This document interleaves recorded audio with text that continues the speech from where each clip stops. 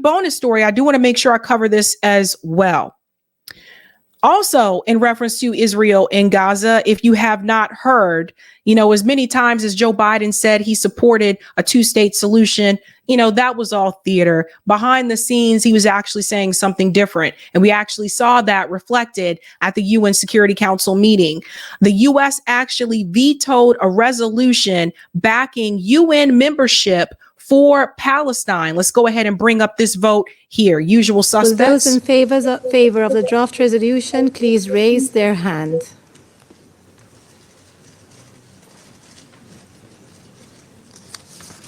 Those against?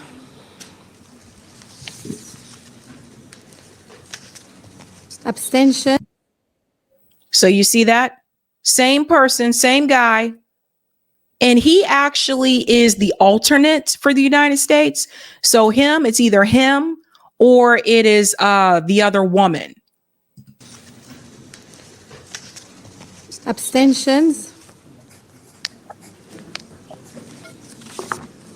The draft resolution has not been adopted owing to the negative vote of a permanent member of the Council. This vote does not reflect opposition to Palestinian statehood. It remains the U.S. view that the most expeditious path towards statehood for the Palestinian people is through direct negotiations between Israel and the Palestinian Authority with the support of the United States and other partners. We believe this approach can tangibly advance Palestinian goals in a meaningful and enduring way. Will those in favor? Clown crap, right? It's absolutely ridiculous. And I told you, who do they put out in the front to do the dirty work? It's usually someone black or another person of a person of color, right? So it's him and that other woman. And they do this with Karine Jean-Pierre. Now listen to this. Israel's UN ambassador, he's going to tell you why he doesn't think that Palestine can be a full member of the UN. Listen to this garbage, you guys. It's a very important principle stated in Article 4 of the UN Charter is, and I quote, membership in the United Nations is open to all peace-loving states. Peace-loving. What a joke. Does anyone doubt that the Palestinians fail to meet these criteria? This is Israel talking about their self. Is it peaceful to remove Palestinians from their homes in the West Bank? Is it peaceful to encage Palestinian people in Gaza in an open air prison, to restrict the type of food that they get, to give them dirty water, to control the air, the land, and the sea, to occupy the Palestinian people? Is that peaceful? Is it peaceful to imprison Palestinians when you're looking for one person who's Palestinian and you go to their home and they're not there and you take the family member and imprison them instead? Is it peaceful for the IDF to beat Palestinian kids in the street? Is it peaceful for the IDF to walk into these mosques and beat Palestinian people? Are any of these things peaceful? Most of the videos that you have seen where a lot of the hateful rhetoric is coming from has been from Israel. A lot of the accusations, I say all these accusations that they have against the Palestinian people, it's actually about their self. They want to blame Hamas for some of the things that they're actually doing. So it's a joke. It is an absolute joke. Anyone listening right now, if you sit here and you actually think that Israel is peaceful, you gotta be kidding me. Now, the State Department was questioning about this. So we bring in this guy.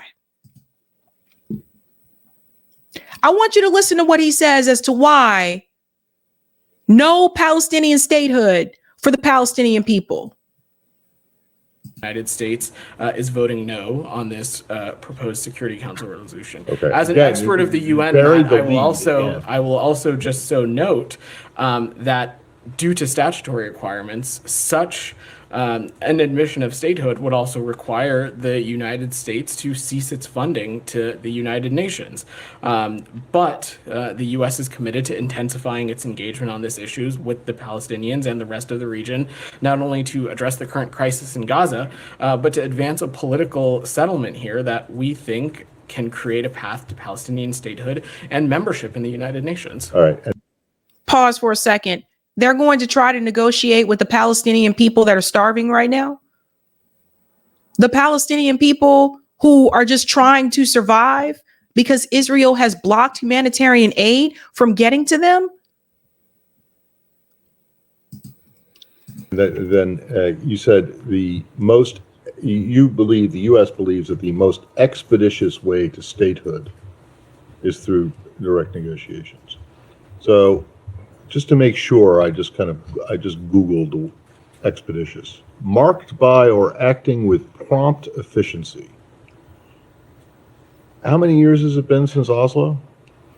Isn't the most expeditious way to Palestinian statehood to have some kind of an announcement or a determination by the UN? Unless you don't really mean expeditious, because expeditious means fast. We do mean expeditious, and we do not believe that the pathway through New York and the United Nations is the best path forward. And as I so noted, such action through the United Nations would statutorily require the United States to cease its funding to the UN. That's certainly not something we're interested in doing either. Cease its funding to the UN? I'm sorry, what does the UN do again? Someone tell me. What does the UN do again? Okay, the UN is not really enforcing any damn thing. Okay, the UN sees a genocide happening right in front of them. What does the UN actually do again besides write these strongly worded letters? What do they do? What do they do? Oh, that would help. That would hurt our funding towards the UN. You're just giving billions to Ukraine.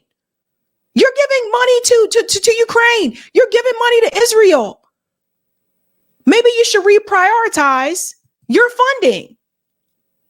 I take your point on the number of years it has been since Oslo, but this is something that we will continue to pursue because we so firmly believe that it is in not just in the interest of the Palestinian people, but it is a key tenet of establishing peace and security for the people of Israel as well. Thanks. Humaira. You see, the security is always about the security for more so the people of Israel, right?